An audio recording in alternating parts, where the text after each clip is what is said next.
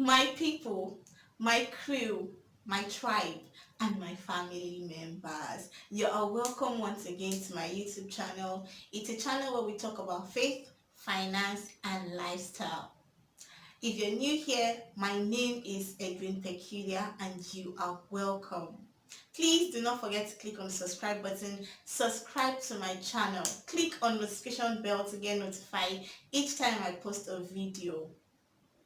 Today, I want to talk to us about risk, financial risk tolerance, risk appetite, and risk capacity. So, do you know your risk capacity? Do you know your risk tolerance level? Have you taken the time to be aware of how risk worthy or how your risk level?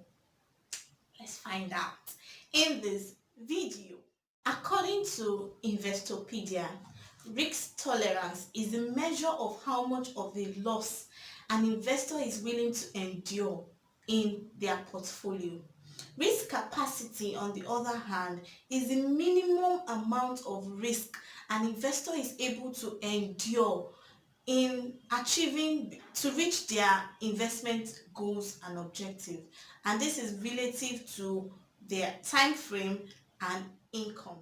The difference between risk tolerance and risk capacity, simply put, is that risk tolerance is the amount of risk an individual might want to take, while risk capacity is the amount of risk that individual can actually take. Let's talk about risk appetite.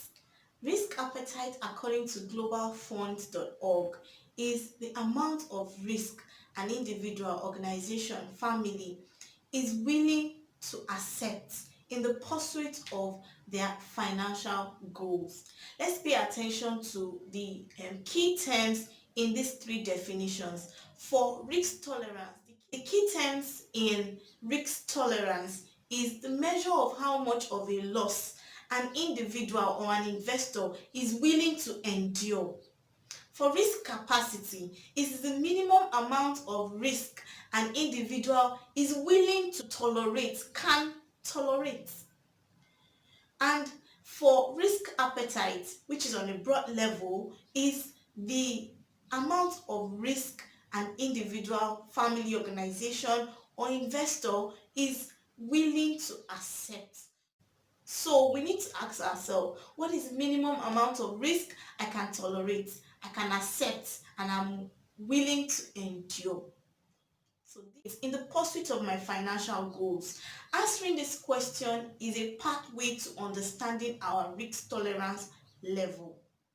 The types of financial risk tolerance profiles are majorly categorized into three, with subcategories in between, and they are conservative, moderate, and aggressive.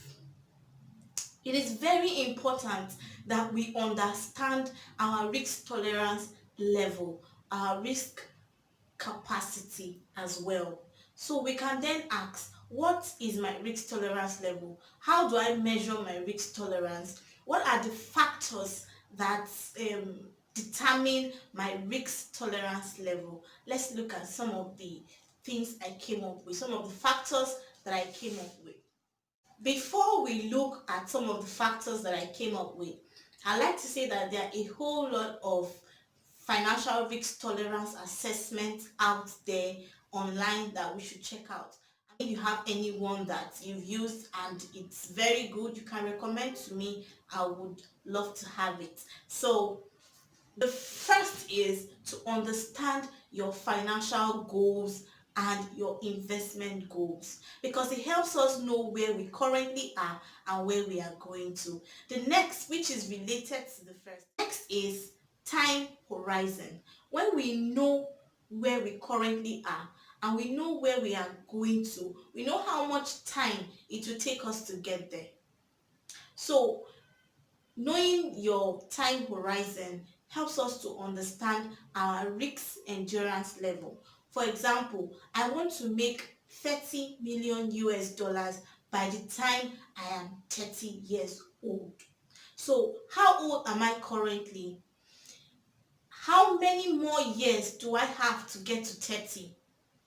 And what kind of investment can I venture into that would help me make that amount of money at the stipulated number of years that I have?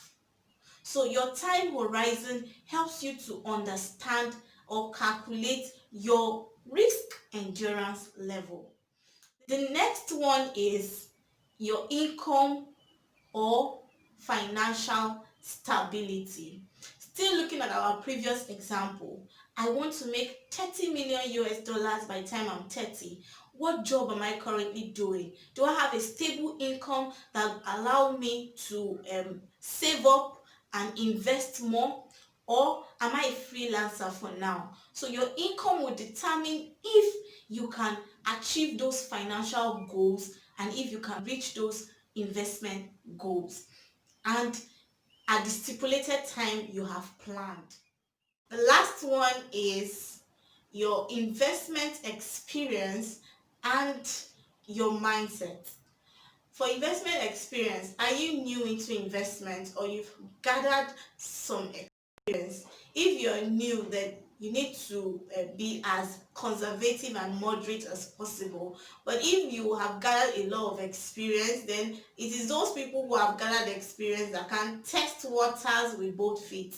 We that we are still in the moderate, in the beginners level, we're just um, getting into the whole investment, we should be as conservative as and moderate as possible. So talking about mindset finally, one of the things my channel seeks to achieve is to educate people on core values, the right values. It's not just about finance, not just about making this money, but having the right mindset and the right values to financial literacy, as it helps us to become better users and handlers of investment and money.